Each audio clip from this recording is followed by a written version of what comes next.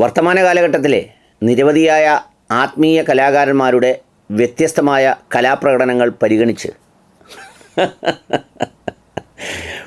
ഒരു വളരെ വ്യത്യസ്തമായ ഒരു നിലപാട്, ഒരാഹ്വാനം, ഒരു ക്യാമ്പയിൻ അത് തുടങ്ങിയാലോ എന്ന് ആലോചിക്കുകയായിരുന്നു. ഇത്തരം കാര്യങ്ങൾ ആലോചിക്കുമ്പോൾ ഈ ദീനിയായ വിഷയങ്ങളായതുകൊണ്ട്, മതപരമായ വിഷയങ്ങളായതുകൊണ്ട് അതാരെങ്കിലും ഉസ്താദുമാരോട് ഒന്ന് ആലോചിക്കേണ്ടതുണ്ട്.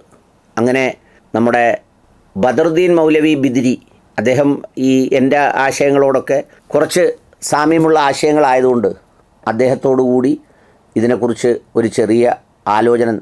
ഹുസൈൻ മൗലവി ബിദിരി, അദ്ദേഹം ഈ എൻ്റെ ആശയങ്ങളോട് കുറച്ച് ചേർന്ന് നിൽക്കുന്ന ആശയങ്ങളുള്ള ആളായതുകൊണ്ട് അദ്ദേഹത്തോട് ഇതിനെക്കുറിച്ച് ഒരു ആലോചനയൊക്കെ നടത്തി ഞങ്ങൾ കോമൺ ആയിട്ടുള്ള ഒരു ആവശ്യം ഉന്നയിക്കുകയാണ്.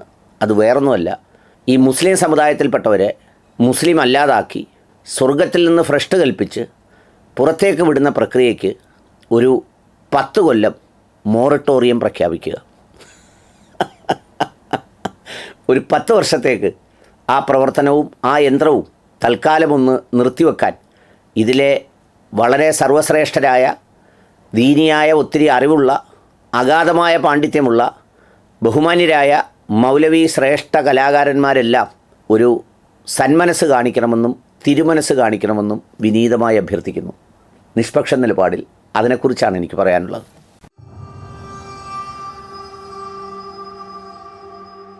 പലപ്പോഴും ഈ മതപരമായ വിഷയത്തെക്കുറിച്ച് അഭിപ്രായം പറയുമ്പോൾ അത് പണ്ഡിതന്മാർ പറഞ്ഞുകൊള്ളും. നിനക്കറിവുണ്ടോ, നിനക്ക് വിവരമുണ്ടോ, നിനക്കെന്തെങ്കിലും അറിയാവോ, നീ അങ്ങനല്ലേ, കാഫിറല്ലേ, ജാഹിലല്ലേ എന്നൊക്കെ ചിലർ ചോദിക്കാറുണ്ട്. ആ ചോദിക്കുന്നത് പ്രത്യേകമായൊരു വിഭാഗക്കാരൊന്നുമല്ല, എല്ലാ വിഭാഗക്കാരും എന്നോട് ചോദിക്കാറുണ്ട്. ഞാനത് വലിയൊരു അലങ്കാരമായിട്ടാണ് എടുക്കുന്നത്. അത് വിസ്റ്റംകാർ ചോദിക്കാറുണ്ട്, KNMകാർ ചോദിക്കാറുണ്ട്, സുന്നിക്കാർ ചോദിക്കാറുണ്ട്, പിന്നെ ജമാഅത്ത് ഇസ്ലാമിക്കാർ ചോദിക്കാറുണ്ട്. ഇങ്ങനെയുള്ള ആളുകളൊക്കെയും ഇതിനെക്കുറിച്ച് ഇങ്ങനെ ചോദിക്കാറുണ്ട്.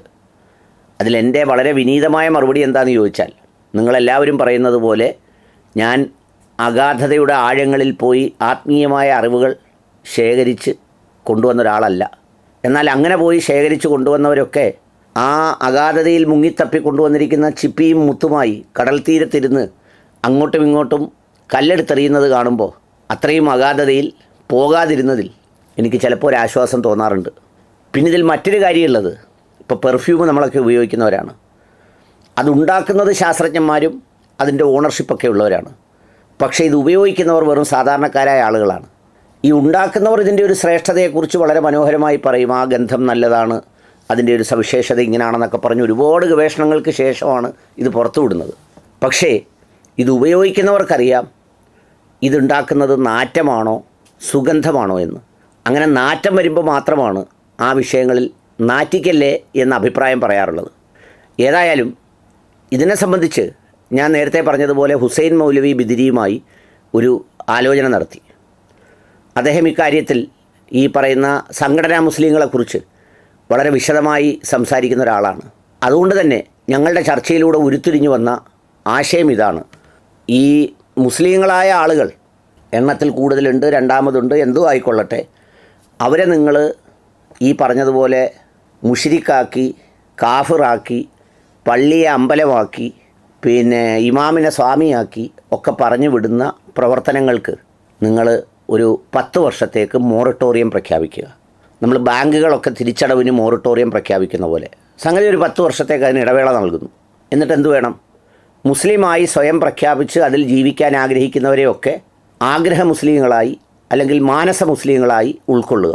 പിന്നെ നിയമപരമായ മുസ്ലിങ്ങളുടെ പ്രാതിനിധ്യം എന്താണ്, അല്ലെങ്കിൽ മുസ്ലിം ഐഡൻറ്റിറ്റി തെളിയിക്കാൻ വേണ്ടി SSLC ബുക്കിലെയോ വില്ലേജ് ഓഫീസറുടെയോ കോപ്പി ഉപയോഗിക്കുക. ബാക്കിയെല്ലാം ഈ സമുദ്രത്തിൽ ജീവിക്കുന്ന ജീവികളെന്ന് പറഞ്ഞതുപോലെ ഈ ഇസ്ലാമിനകത്തെ വളയത്തിനകത്ത് ജീവിക്കുന്ന ജീവികളായി എല്ലാവരെയും പരിഗണിക്കുക.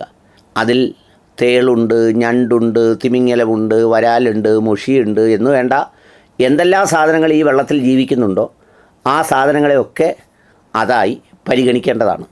പിന്നെ വിവിധങ്ങളായ ഈ തീവ്ര ഭാഷ്യമുള്ള ആത്മീയ കലാകാരന്മാരായ ആളുകളുണ്ട്. ആരെയൊക്കെ പോലെ എന്ന് വെച്ചാൽ നമ്മുടെ ചുഴലി അബ്ദുള്ള മൗലവിയെ പോലെ, നമ്മുടെ പകര പിന്നെ ഉസ്താദിനെ പോലെ, നൗഷാദ് അഹ്സനിയെ പോലെ, പിന്നെ അതുപോലെ തന്നെ ഹനീഫ് കായക്കൊടിയെപ്പോലെ, പിന്നെ അതുപോലെയൊക്കെയുള്ള തീവ്ര കലാകാരന്മാർ. അവരെക്കുറിച്ച് എനിക്ക് മോശം അഭിപ്രായമൊന്നുമല്ല. പക്ഷേ അവർ കുറച്ച് എന്താ പറയുന്നത്, തീവ്രമായ സംഗതികളാൽ ചില സ്വത്വ ചിന്തകൾ മാറി ബാഹ്യാന്തരങ്ങളിലേക്ക് ബഹിർസ്ഫുരിക്കുന്ന വാക്കുകളെ എങ്ങനെയാണെന്നുള്ളതിനെ സംബന്ധിച്ച് ഒരു ഞാണിൽ പഴച്ച് തെറ്റിക്കിടക്കുന്നവരാണ്. ഒരു ഇഞ്ച് വ്യത്യാസമേ ഉള്ളൂ. പക്ഷേ ആ ഒരു ഇഞ്ച് വ്യത്യാസം തെറ്റിപ്പോയാൽ എത്ര വലിയ മനുഷ്യനായാലും അത് വലിയ പ്രത്യാഘാതങ്ങൾ ഉണ്ടാക്കും. അവർ പറയാൻ ആഗ്രഹിക്കുന്നത് ചിലപ്പോൾ ശരിയായിരിക്കും, അവരുള്ളിൽ പഠിച്ചിരിക്കുന്നതും ചിലപ്പോൾ ശരിയായിരിക്കും. എന്നാൽ ഇതെല്ലാം പുറത്തേക്ക് വിടുമ്പോൾ അത് വലിയ ബുദ്ധിമുട്ടായി മാറും. അങ്ങനെ വരുമ്പോഴാണ് ഈ മുഷരിക്കാക്കലും കാഫിറാക്കലും, പിന്നെ ഈ പറഞ്ഞ മടവൂരിനെ കൊണ്ട് ആലത്തെ മുഴുവൻ നിയന്ത്രിക്കലും, പിന്നെ മലവൂർ പ്ലെയിൻ പിടിച്ച് വടക്കോട്ട് കൊണ്ടുപോയതും മടവൂർ ട്രെയിൻ വലിച്ച് തെക്കോട്ട് കൊണ്ടുപോയതും ഒക്കെ വരുന്നത്, ഇത്തരം കലാപരിപാടികളൊക്കെ ഉണ്ടാകുന്നത് ഈ ചിന്തകളിൽ നിന്നാണ്.